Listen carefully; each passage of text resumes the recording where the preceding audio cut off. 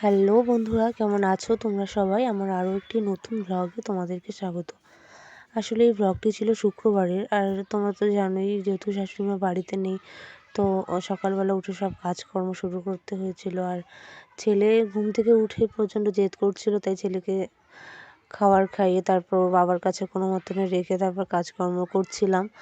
আর ও মানে কী করে যে বুঝে যায়, আমি যখনই উঠতে চাই দেখি ও ঠিক উঠে গেছে, আমার আগেই উঠে বসে থাকবে। যেদিনই আমি চাবো যে উঠে একটু কাজ বাজ করি, দেখি ও আমার আগে উঠে পড়ে। আর যেহেতু এখনও ঠান্ডাটা যায়নি, তাই এত সাত সকালবেলা ওকে নিয়ে উঠতেও পারি না, কিন্তু এখন তো উঠতেই হবে, তাই উঠি। তো শুক্রবার দিন ব্লগটা করেছি, অবশ্য তোমাদের সঙ্গে যে শেয়ার করব ভয়েস ওভার দিয়ে এডিট করে, সেই সময়টাই পাচ্ছি না। মানে যখন ছেলে ঘুমাচ্ছে একটু, তখন হয়তো কখনো আমি ঘুমিয়ে পড়ছি, এইভাবেই চলছে। আর যখনই ভাবি এডিট করব, তখনই ও জেদ শুরু করে দেয়, আর এডিট করে পোস্টও করা হচ্ছে না। আর তোমরা কি আমার ভিডিওগুলো দেখছো? আর দেখলে কেমন লাগছে সেটা জানিও। তোমরা তো কেউ কিছু কমেন্ট করে বলো না।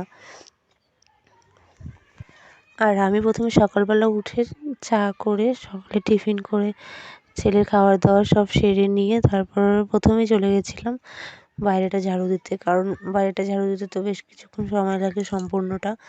আর এত পাতা পড়ে, এখন যেহেতু পাতা ঝরার সময়, তো প্রচণ্ড পাতা পড়ে, তাই সবটা পরিষ্কার করে ঝাড়ু দিতে বেশ কিছুক্ষণ সময় লাগে। তাই ভাবলাম তাড়াতাড়ি করে ঝাড়ুটা দিয়ে নিই। ছেলে ততক্ষণ ছিল ওর বাবার কাছে, তাই আমি টুকটুক করে ঝাড়ু দিচ্ছিলাম। আর দেখো, মুরগিগুলো এদিকে দাঁড়িয়েছিল, মানে হয়তো ওদের খিদে পেয়েছিল, আর আমাকে তো ঝাড়ু দিতে হবে তাড়াতাড়ি করে, তাই ওগুলোকে তাড়িয়ে দিয়ে ফটাফট ঝাড়ু দিয়ে নিলাম। আর আবার ঝাড়ু দেওয়ার পরে এবার জল দিতে হবে গাছে। আসলে রোজ দিন একবেলা করে জল দিই। কিছু নতুন গাছও লাগানো হয়েছে, তো সেগুলোতে যদি জল না দিই তো গাছগুলো আবার মরেও যেতে পারে। তো সেই জন্য রোজ দিন সময় করে একবার জল দিই, হয়তো কখনো সকালে, হয়তো কখনো বিকালে, এরকম করে রোজ দিনে একবার করে জল দিই। আর আমি তো এভাবেই ঘরের কাজ করতে থাকি, মানে একটার পর একটা গুছিয়ে গুছিয়ে করি। মানে এভাবে আমার সুবিধা হয় যে তাড়াতাড়ি হয়ে যায়, আর কোনো ঝামেলাও থাকে না। আর পরিষ্কার পরিচ্ছন্নভাবে যদি টাইমলি সব কিছু করা যায়, তো তাড়াতাড়িও হয়ে যায়। তো সেজন্য এইভাবেই আমি সব কিছু করতে থাকি। একটা কাজ করার সময় ভাবি নেক্সট কাজটা কী করব।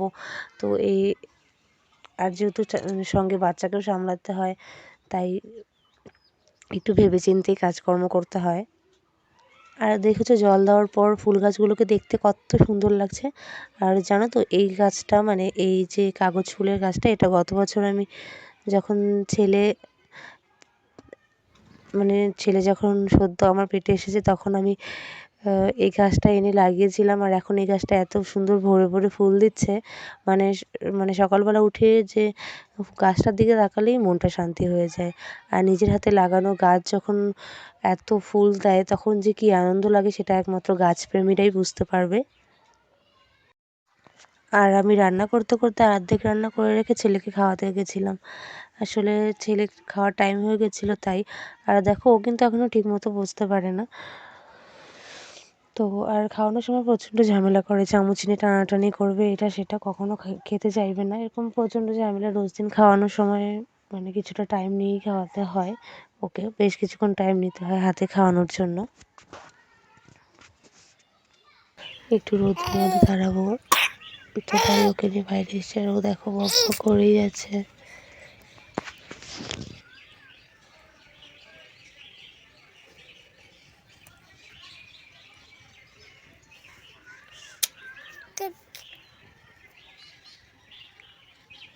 বাবান, পাপা, পাপা, পাপা, এই যে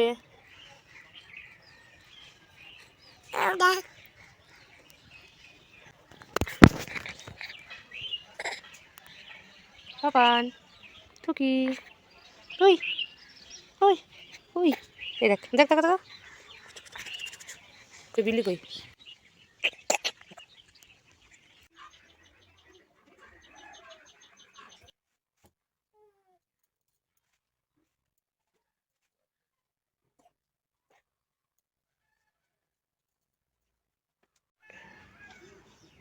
তারপর বাকি রান্নাটা সেরে তারপর ছেলেকে স্নান করিয়ে নিয়ে চলে এলাম। এবার ওকে জামা কাপড় পরিয়ে দিয়ে তারপর বিছানায় খেলতে দিয়ে দিলাম। আর দেখো ওলট পালট হয়ে খেলে যাচ্ছে। আর যেহেতু ও খেলছিল তাই ভাবলাম যে ঠিক আছে ও খেলতে থাকুক, এই আমি যে ঝাড়ুটা দিয়ে নিই। পাপান টুকি,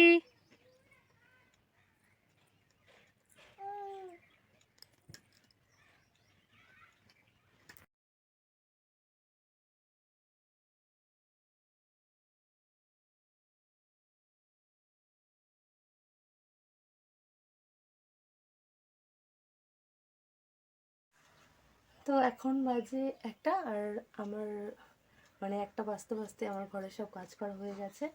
স্নান স্নান করা, পুজো দেওয়া সব কিছু হয়ে গেছে। এবার বাকি সবার স্নান টান হয়ে গেলে, বাড়িতে সবাই এলে তারপর খেতে দেবো সবাইকে। তো তোমরা প্লিজ আমার ভিডিওগুলো দেখো আর জানিও কেমন লাগে। আর দেখো ওইদিকে ছেলে ঘুমাচ্ছে, আর আমি সকাল থেকে যেহেতু চিরুনি করিনি তাই ভাবলাম চিরুনিটা করে নিই। তো দেখতে থাকো বাকি ব্লগটা। পরে আর ভিডিও করিনি, আসলে ভেবেছিলাম একটু ঘুমাবো, ছেলে তো ঘুমাতেই দিল না, তারপর একটু ঘুরিয়ে নিয়ে এলাম, এখনও ঘুমাচ্ছে। তো আমি এখন চা বানাবো, আসলে এখন চা বানাবো, শ্বশুরমশাইকে চা বানিয়ে দেবো, আমি একটু চা খাবো। তো চলো, সন্ধ্যাবেলা চা বসিয়ে দিয়ে চা খেয়ে নিলাম। আমার আসলে চা না খেলে মাথা ব্যথা করে দেয়। আর রাত্রিবেলাতে একবারে সকালের জন্য আটা মেখে রাখলাম, আর ছোলা টোলা ভিজিয়ে রাখলাম, সকালে তরকারি করতে হবে বলে। তো এই ছিল আজকের ব্লগটা। কেমন লাগছে অবশ্যই জানিও, আর নতুন হলে অবশ্যই প্লিজ সাবস্ক্রাইব করে আমার পাশে থেকো, আর লাইক কমেন্ট শেয়ার করতে ভুলো না।